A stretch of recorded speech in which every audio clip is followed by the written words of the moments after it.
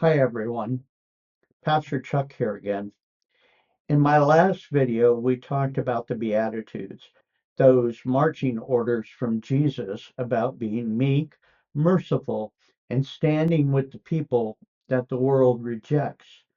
Tonight, I want to go there. I want to get political. I told you I would. I want to talk about the border, immigration, and what it actually means to follow Jesus when the world tells us to be afraid of our neighbors. I know the word immigration makes people tense, but for a Christian, it shouldn't be a political word. It's a people word. The Bible wasn't written by people sitting in comfortable government offices. It was written by and for people on the move, exiles, wanderers, and refugees. In Leviticus 19, God tells us to treat the foreigner among us as a native born citizen. Why? Because we were all foreigners once. Even Jesus was a refugee. His parents had to flee across a border into Egypt to save his life from a violent government. When we talk about families coming to our border today, we aren't just talking about a crisis.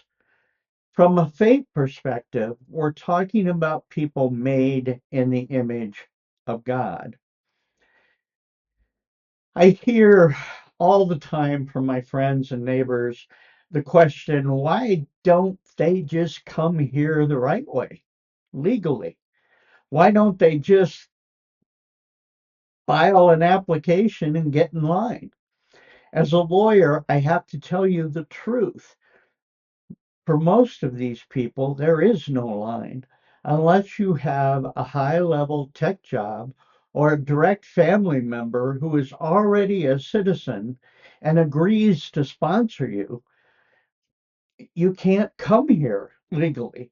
And even then, that line can be 20 years long, even for spouses. There is no application you can just fill out to come here to work. It's not as easy as getting a visa to go to work in the United States. Imagine your house is on fire and the only door is locked. That's what it's like for a family fleeing violence or starvation. They aren't breaking the law because they want to. They are trying to survive because the legal doors have been welded shut for decades. People probably wouldn't be so anxious to come here either, except for our interventions into their politics over the years has devastated their economies.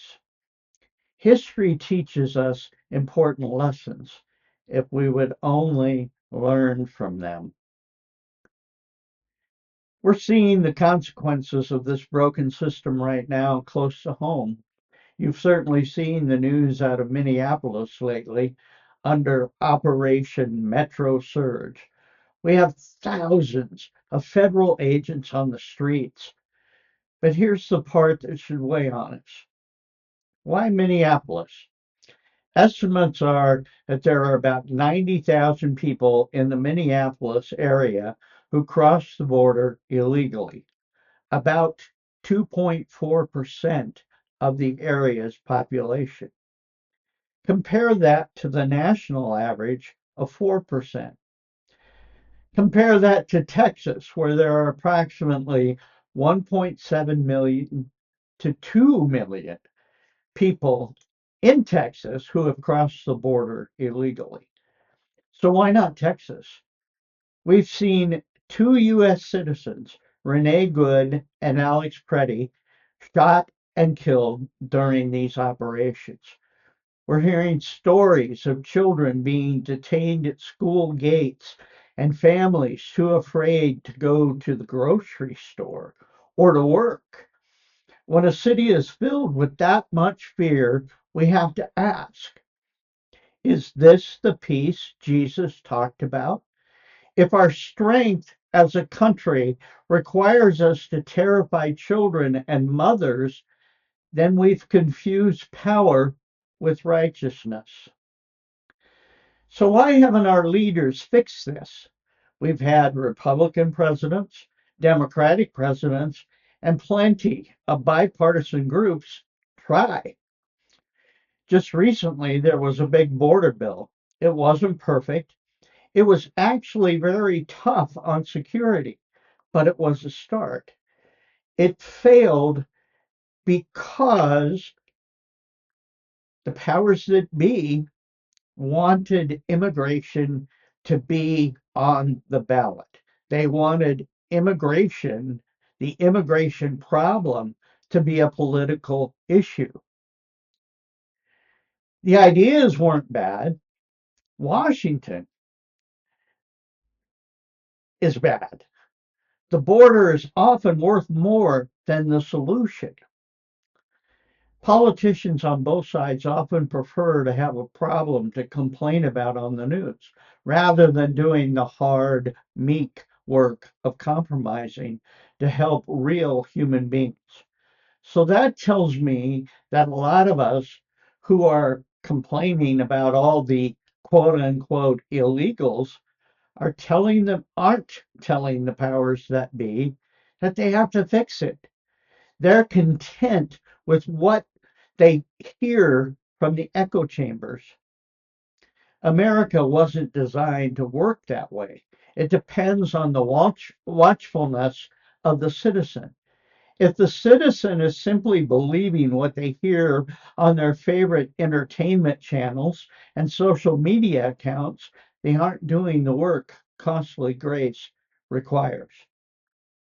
In my last video, I mentioned costly grace.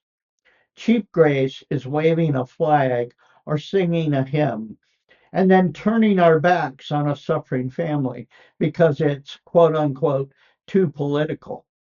Costly grace means we stop looking at people as invaders and start looking at them as brothers and sisters. It means we demand that our leaders stop playing games and actually create a system that is both orderly and merciful. Being a peacemaker in a loud, angry world is risky. It might make people mad, but it's the way of Jesus. I want to thank you for listening. If this video gave you something to think about, please hit like and subscribe because it really does help spread the word. I'll see you in the next one. Thanks a lot.